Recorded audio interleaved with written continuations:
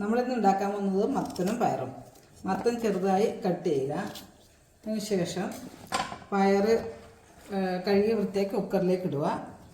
Cut ചെയ്ത മത്തൻ കുക്കറിലേക്ക് ഇട്ട് കുക്കർ ഗ്യാസിൻ്റെ മേലെ വെക്കുക. മഞ്ഞൾപ്പൊടി ഇടുക, കുറച്ച് മുളക് പൊടി, ആവശ്യത്തിന് ഉപ്പ്, ഗ്ലാസ് വെള്ളം.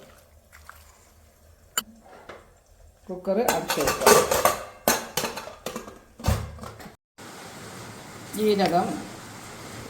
ജീരകം, ഒരു പച്ചമുളക്,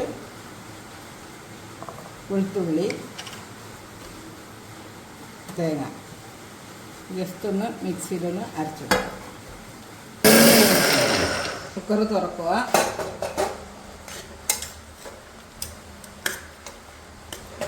അരച്ച് വെച്ച തേങ്ങ യോജിപ്പിക്കുക. തേങ്ങയിട്ട് നന്നായി യോജിപ്പിക്കുക. യോജിപ്പിച്ച് കുറച്ച് കറിവേപ്പില ഇട്ട് കൊടുക്കുക.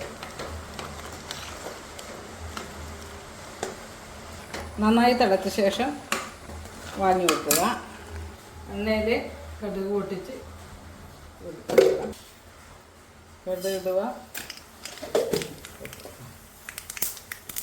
2-3 അണക്ക് പുറകെ പൊട്ടിച്ചിടുക. ഒഴിക്കുക.